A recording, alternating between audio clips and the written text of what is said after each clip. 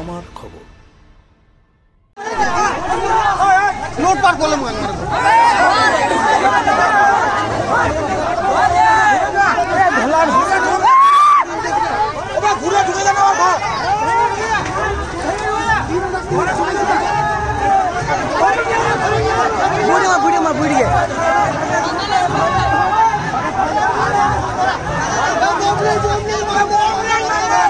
সদাইপুর থানা শাহাপুর গ্রামে তৃণমূলের বিজয় মিছিল থেকে বিজেপি কর্মীদের বাড়িতে ঢিল ছোড়া ও ভাঙচুরের অভিযোগ। আহত কয়েকজন বিজেপি কর্মী ভর্তি সিউড়ি সদর হাসপাতালে।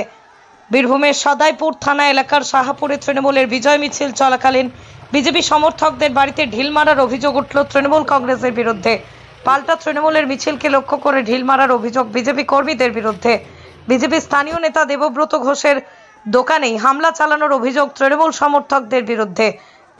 দুই বিজেপি সমর্থকদের মারধরের অভিযোগ। ঘটনার পর ভোট পরবর্তী হিংসা নিয়ে সরব হয়েছেন বিজেপি জেলা নেতৃত্ব। জেলা সভাপতি ধ্রুব সাহা আজ জেলা শাসকের সাথে দেখা করলেন এই বিষয়ে। অভিযোগ পাল্টা অভিযোগ দুই পক্ষের।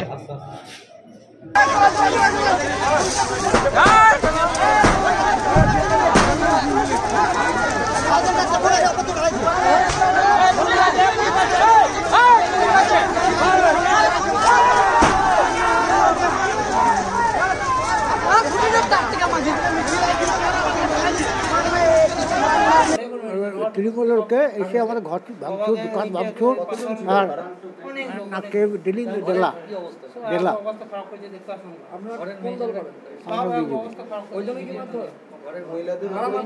হ্যাঁ বিজেপি লোক এই তৃণমূল লোক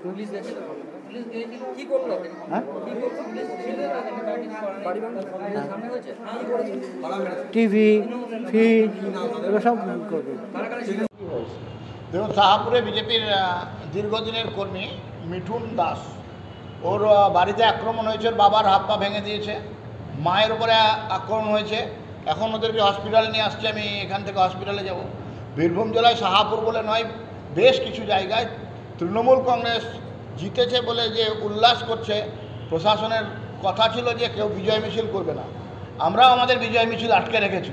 কেন্দ্রে এত সমস্ত রাজনৈতিক দলের জোট, তারপরে বৈদেশিক শক্তি দিয়ে ভারতীয় জনতা পার্টির জাতীয়তাবাদী শক্তিকে আক্রমণ করা, তারপরে আমরা এনডিএ সরকার আমরা গঠন করছি, তারপরে আমরা কিন্তু কোনো রকম মিছিল করছি না, উচ্ছ্বাস দেখাচ্ছি না। কিন্তু তৃণমূল কংগ্রেস যেভাবে উচ্ছ্বাস করছে এবং বিজেপি পার্টির কর্মীদেরকে সে ভদ্রপুরের আমাদের কর্মীর বাড়িতে বম ফেলা কিংবা আবির ফেলা হোক, কিংবা দুবরাজপুরের প্রান্তিক গ্রামের যে ঘটনা হোক, সব জায়গাতে আজকে তৃণমূল কংগ্রেস বিভিন্ন জায়গাতে বিজেপির কর্মীদের বাড়িতে উপরে আক্রমণ চালাচ্ছে।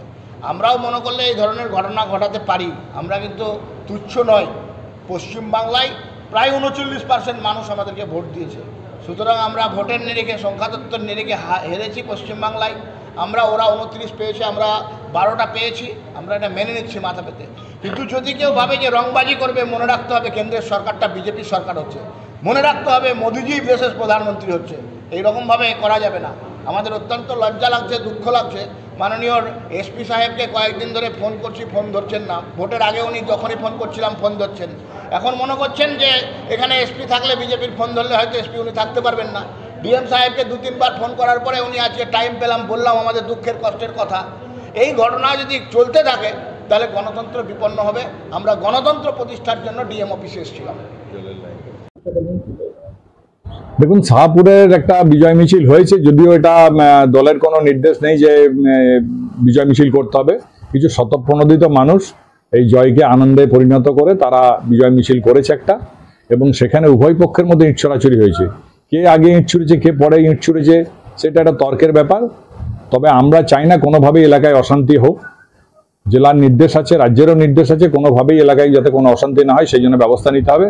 এবং আমরা প্রশাসনকেও বলেছি অবিলম্বে যাতে এলাকায় গিয়ে শান্তি ফিরিয়ে আসে তার ব্যবস্থা করতে, এবং যারা দোষী তাদের বিরুদ্ধে উপযুক্ত ব্যবস্থা গ্রহণ করতে। আর বিজেপি জেলা সভাপতি ধ্রুব সাহা বলছে এটা সব জায়গাতেই চলছে।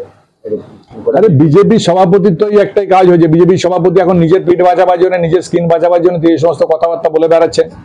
তাকে বলবো গ্রাউন্ডে নেমে আসুন, মাটিতে নেমে আসুন, দেখুন তার দলের অবস্থাটা দেখুন, তাদের পাশে দাঁড়ান। যারা অসহায় বোধ করছে তাদের পাশে দাঁড়ান। এত ভোটে হেরেছে, কোথায় যাবে তারা? তাহলে যেখানে বলা হচ্ছে বিজয় মিছিল করা যাবে না, তাহলে কি নিচুতলাতে নিয়ন্ত্রণ নেই? দেখুন, নিচুতলা বলতে কি বোঝান? লক্ষ লক্ষ কোটি কোটি মানুষ ভোট দিয়েছে, তারা যে সবাই দলের সঙ্গে যুক্ত আছে, দলের অনেক সমর্থক আছে, তাদের মধ্যে নিয়ন্ত্রণ নিশ্চয়ই নেই। যারা সাধারণ মানুষ আছে, তারা যারা ভোট দিয়েছে, তারা আনন্দে মাতোয়ারা হয়ে গেছে। যারা ভেবেছিল যে মোদি একচেটিয়ায় ক্ষমতা আসবে, আমাদের সংবিধান শেষ হয়ে যাবে, আমাদের নিজেদের ফান্ডামেন্টাল রাইট খতম হয়ে যাবে, তারা আনন্দের রাস্তায় নেমে এই সমস্ত করছে। সেখানে নিশ্চয়ই দলের সবারই পক্ষে, দলের সমস্ত মানুষের পক্ষে দলের নিয়ন্ত্রণ রাখা সম্ভব নয়। তবুও আমরা চেষ্টা করছি, এলাকায় যারা নেতৃত্ব আছে সব দলের মানুষের কাছে আমাদের আবেদন করা হয়েছে যাতে কোনোভাবেই এলাকায় শান্তি বিঘ্নিত না হয়, তার চেষ্টা করতে। জেলা স্বাস্থ্য পরিষেবায় নতুন দিনের সূচনা। এমআরআই, রেডিওস্কোপি, সিটি স্ক্যান পরিষেবা এবার শান্তিনিকেতন মেডিকেল কলেজ ও হাসপাতালে পাওয়া যাচ্ছে।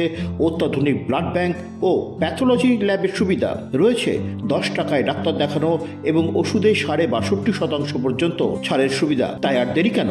আজই আপনার প্রিয়জনের চিকিৎসার জন্য আসুন আন্তর্জাতিক পরিকাঠামো আর অত্যাধুনিক প্রযুক্তি নিয়ে গড়ে ওঠা শান্তিনিকেতন মেডিকেল কলেজ ও হাসপাতালে।